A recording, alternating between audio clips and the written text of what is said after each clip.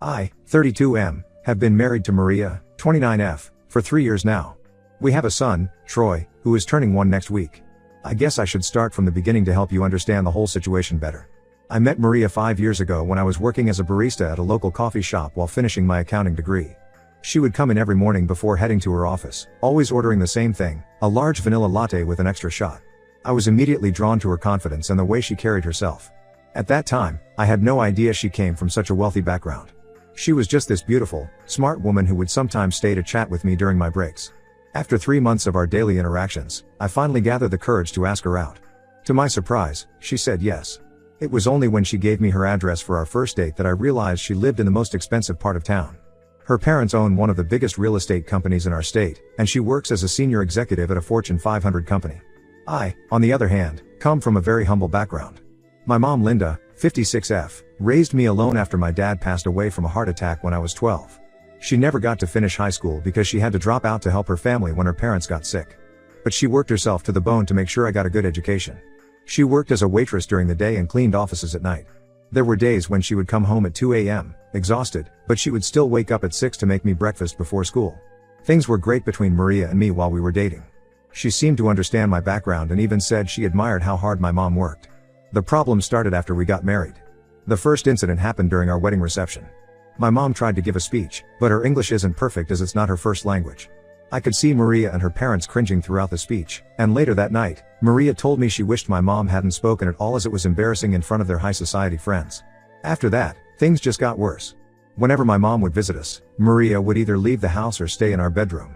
During family gatherings at her parents' house, they would deliberately speak about things my mom couldn't relate to, like their vacation homes in Europe or their country club memberships.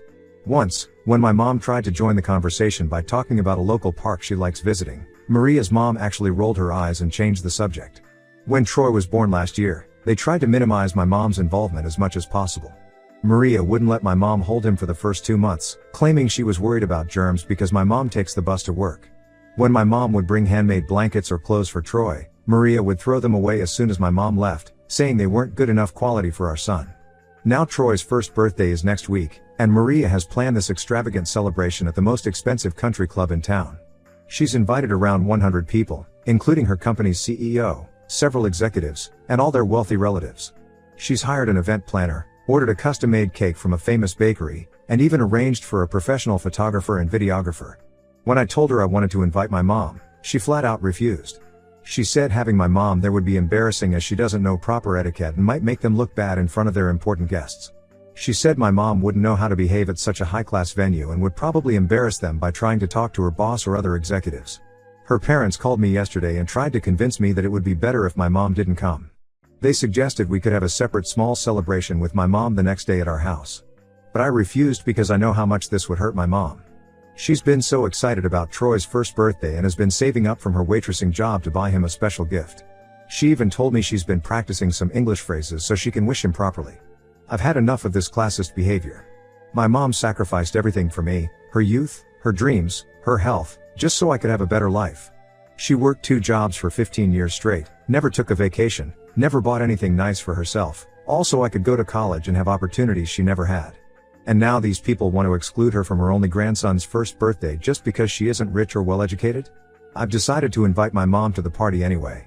I already told her about it, and she was so happy she cried.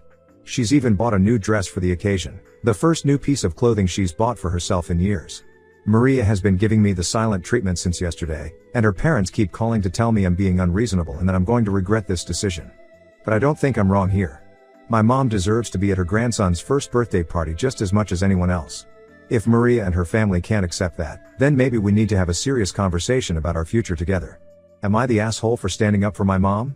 Update 1: The birthday party was yesterday, and everything turned into a complete disaster. I want to share exactly what happened because I'm still trying to process all of it. I picked up my mom early in the morning. She was wearing the new dress she had bought, a simple navy blue dress that she was so proud of. She had even gone to her friend who works at a salon to get her hair done, something she's never done before. She also had a small gift-wrapped package that I later found out contained a hand-knitted sweater she had been working on for months during her breaks at the diner, along with a small silver cross that was her mother's, the only family heirloom she had. When we arrived at the country club, I could see Maria's face turn red with anger from across the parking lot. She rushed over and tried to stop us at the entrance, telling my mom that there must have been some misunderstanding and that we were having a family-only celebration. I stepped in immediately and told Maria that my mom is family, and we walked past her into the venue. The party setup was extravagant. There were ice sculptures, a massive 3-tiered cake, and even a small orchestra playing classical music. My mom looked overwhelmed but tried her best to blend in. She found a quiet corner table and sat there, occasionally playing with Troy when I would bring him over. She kept smiling despite the obvious cold shoulders she was getting from Maria's family. Everything was actually going okay for the first hour. My mom kept to herself, only speaking when spoken to, and mostly just watched Troy from afar while Maria paraded him around to all her important guests.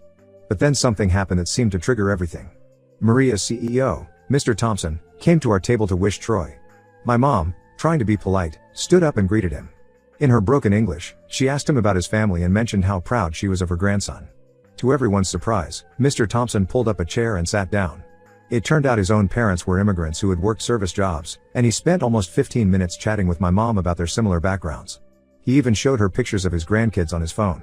This interaction seemed to push Maria over the edge.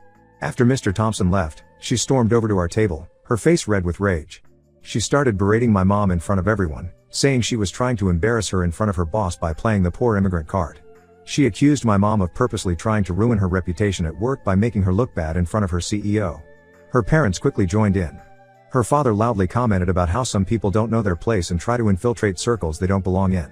Her mother started making snide remarks about my mom's dress, saying it looked like it came from a discount store. It did, but that's not the point. They even suggested that my mom was only there to show off her poor English and cheap clothes to make them look bad in front of their high society friends. My mom started crying, trying to explain that she was just being friendly, but they wouldn't let her speak. That's when I lost it. I stood up and told them all to shut up. I announced to everyone present that I was ashamed to be part of such a classist family who would treat another human being this way, let alone their grandson's grandmother. The party basically ended right there. Most guests started leaving quickly, looking uncomfortable with the scene. Before leaving, Mr. Thompson actually came up to me and pulled me aside. He said he was disappointed in Maria's behavior and that if I ever needed anything, I shouldn't hesitate to reach out to him. He gave me his business card and told me my mom reminded him of his own mother. My mom and I left too, but not before I saw Maria's mother trying to usher people toward the cake table, attempting to salvage what was left of the party. I dropped my mom home, and she kept apologizing the whole way, saying she should have known better than to try to talk to important people. It broke my heart to see her blame herself. I'm currently staying at my friend Dave's place. Maria has been calling nonstop, but I've blocked her number for now. Her family members have been posting nasty things about my mom on social media, calling her a gold digger who ruined her grandson's birthday party. Some even suggested she deliberately tried to embarrass them to get revenge for all the times they excluded her. My mom keeps calling me too, crying and apologizing for causing problems in my marriage. I keep telling her it's not her fault, she did nothing wrong. She was just being herself, kind and friendly, and they couldn't handle that because it didn't fit their stuck-up worldview. I don't know what's going to happen next, but I know I can't go back home right now. Seeing how they treated my mom, the woman who sacrificed everything for me, made me realize that maybe this marriage was a mistake from the start. We clearly have very different values, and I'm not sure this is something we can come back from. Update 2: things have gotten much worse since my last update, and I need to share what happened yesterday because it completely changed everything. I've been staying at my friend Dave's place for the past 2 weeks, trying to figure out what to do next. I've been going to work and trying to maintain some normalcy in my life, though it's been hard not seeing Troy every day. Yesterday started like any other day. I was at my office, buried in spreadsheets, when Maria suddenly showed up around 2 p.m. with Troy in his stroller. At first, I thought maybe she had come to talk things through, but I couldn't have been more wrong. She walked straight to my desk, ignoring my coworkers, and started talking in that cold, calculated voice she uses when she's really angry. She told me she'd been thinking a lot over the past 2 weeks, and she had come to give me an ultimatum. Right there, in front of my entire office, she said I had to choose between her and my mom. She said she couldn't continue being married to someone who would let their low-class mother embarrass her in front of her colleagues and social circle. Then she dropped the bomb: if I chose my mom, she would file for divorce and make sure I never got custody of Troy. She went on to say that she can't have our son growing up around someone like my mom who would teach him to be common and unrefined. She said she didn't want Troy learning broken English or thinking it's okay to work in diners or clean offices for a living. She even had the audacity to say that my mom's influence might damage Troy's future social prospects. The entire office had gone quiet by this point, everyone pretending to work but obviously listening. I could see my supervisor watching from his office, looking concerned. But something in me had snapped.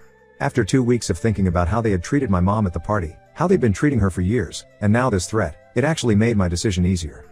I looked at Maria and told her I'd choose my mom, The woman who sacrificed everything to give me a better life, over someone who judges people based on their bank balance and accent.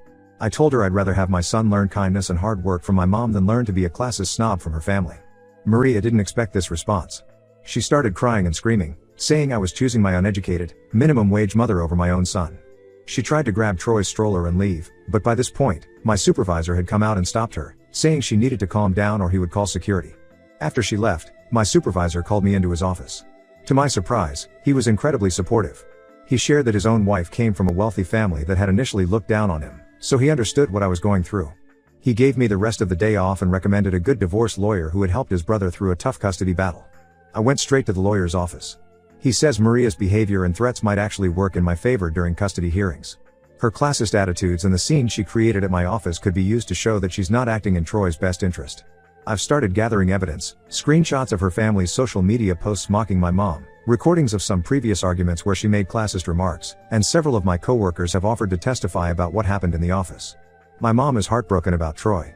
She keeps saying she should just stay away so I can have my family back. But I won't let Maria and her family win like this. No child should grow up learning to look down on others based on their background or education. I want Troy to be proud of his grandmother, to know the value of hard work, and to understand that a person's worth isn't measured by their bank balance or the way they speak. The lawyer says we'll file first thing Monday morning. He's optimistic about getting shared custody, especially given Maria's behavior and the evidence we have. I know the road ahead won't be easy, but I finally feel like I'm doing the right thing. Sometimes it takes a moment like this to realize what really matters in life. Update 3: A lot has happened in the past 3 months, and I wanted to give everyone a final update. The divorce proceedings are well underway, and things have worked out better than I expected, though it hasn't been an easy journey. Maria's threat about custody completely backfired. During our first court appearance, our lawyer presented all the evidence of her discriminatory behavior, the social media posts from her family, the recordings of her classist remarks, and statements from my coworkers about her office outburst. The judge, a no-nonsense woman in her 60s, wasn't impressed at all. She especially didn't like how Maria had tried to use Troy as leverage to make me cut contact with my mom. We've been granted shared custody, with me getting Troy every weekend and 3 days during the week. Maria tried to argue that my mom's apartment wasn't a suitable environment for Troy during my custody time, but our lawyer pointed out that her objection was based purely on classist prejudice rather than any actual safety concerns. I've moved into a small but nice 2-bedroom apartment near my mom's place. The rent is a bit steep, but I can manage it because of my new job. That's another unexpected positive change. Mr. Thompson, Maria's CEO who chatted with my mom at the party, turned out to be a really decent person. After Maria's family tried to pressure my old firm into firing me, he reached out through LinkedIn and helped me get a better position at another company. The pay is significantly better, and the work environment is much more inclusive. Troy is doing great with the new arrangement. He spends a lot of time with my mom now, especially during my custody days. She teaches him little songs in her native language, and it's beautiful to watch them together. She makes him the same chicken soup she used to make for me when I was sick, and he absolutely loves it.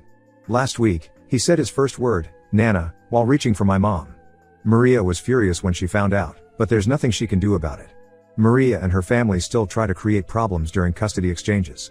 They make snide comments about my downgrade in living situation and how Troy comes back saying words in my mom's native language.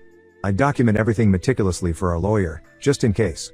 Maria's mother even tried to bribe my mom to disappear from Troy's life. She offered her $50,000 to move to another state. My mom just laughed and told her that her grandson's love was worth more than any amount of money. Sometimes, especially during sleepless nights, I wonder if I could have handled things differently. But then I remember how they treated my mom all these years, how they tried to make her feel ashamed of who she is, and I know I made the right choice. The divorce will be finalized in 2 months, and I'm looking forward to raising my son to respect everyone, regardless of their background or education.